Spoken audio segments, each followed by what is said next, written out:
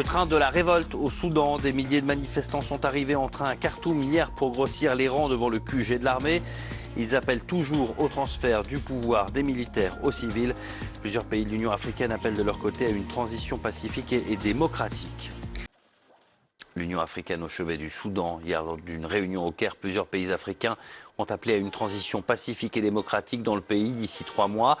À Khartoum, la capitale soudanaise, les manifestants, eux, veulent aller bien plus vite. Ils exigent un transfert de pouvoir des militaires aux civils. Tout de suite, on prend la direction de Khartoum où se trouve notre envoyé spécial Bastien Renouille. Bonjour Bastien, vous étiez aux manifestations hier soir. Non seulement les manifestants tiennent bon, mais en plus, ils ont de plus en plus de soutien, ils sont de plus en plus nombreux.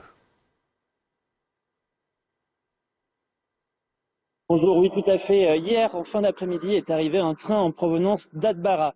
Atbara, qu'est-ce que c'est? Eh bien, c'est une petite ville située au nord du pays et qui a une importance capitale. C'est là-bas qu'ont commencé les manifestations le 19 décembre dernier. Et c'est aussi la ville natale d'Omar el-Béchir. C'est de là qu'est partie la révolte qui a fait tomber l'ancien dictateur. Alors, quand ce train est arrivé à Khartoum, à côté du quartier général de l'armée, où passe une voie ferrée, eh bien, il était jonché de manifestants. Il y avait des personnes sur le toit, des centaines de personnes qui agitaient des drapeaux.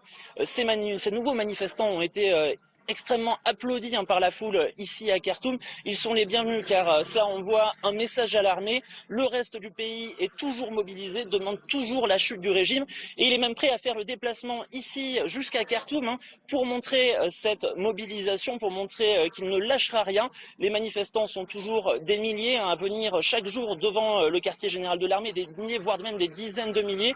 En particulier le soir, ils se rassemblent, dansent, chantent, font la fête, agitent des drapeaux soudanais pour demander le départ des militaires du pouvoir. Les militaires qui font savoir qu'ils n'apprécient pas réellement que ces manifestants restent devant le quartier général. Ils n'acceptent pas que ces manifestants bloquent les routes de tous les environs. Mais ils ont annoncé qu'ils n'utiliseraient pas la force pour les déloger. Ces manifestants qui me confient tous qu'ils sont prêts à rester des mois ici si c'est nécessaire. Bastien, ce mouvement de contestation a fait tomber Omar el-Béchir il y a 2 semaines. Il est né du triplement des prix du pain dans un pays où tout le monde ne mange pas à sa faim. Quel est le quotidien des Soudanais aujourd'hui ? Bien, c'est un quotidien compliqué. Le prix du pain, c'est vraiment ce qui a mis le feu aux poudres.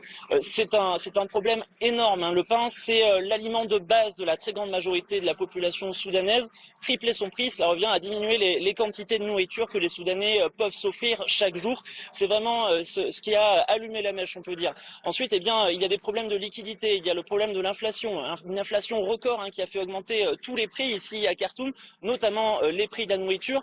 Et les problèmes monétaires, les Soudanais ont très peu accès à leur propre monnaie. Pour pouvoir retirer l'équivalent de 10 euros, il faut parfois faire la queue durant des heures devant les distributeurs de billets de banque qui sont rationnés, qui ne permettent pas de retirer beaucoup d'argent. Il faut donc y revenir tous les jours. Cela pose de grands problèmes à la population et aux commerçants qui ne peuvent pas s'approvisionner.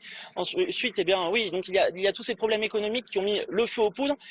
Mais ce n'est pas la seule raison. Les Soudanais en avaient aussi marre du régime d'Omar el-Béchir. Omar el-Béchir qui est resté pendant 30 ans au pouvoir, à 30 ans à réprimer la liberté d'expression, à jeter en prison les opposants politiques, à les torturer, parfois même à les exécuter, des opposants politiques qui restaient parfois dans les prisons durant des mois, voire des années. Ces problèmes économiques, c'est ce qui a mis le feu aux poudres. Et tout cela conjugué a amené à la révolte que l'on connaît maintenant, qui a mis fin au régime d'Omar el-Béchir le 9 avril dernier.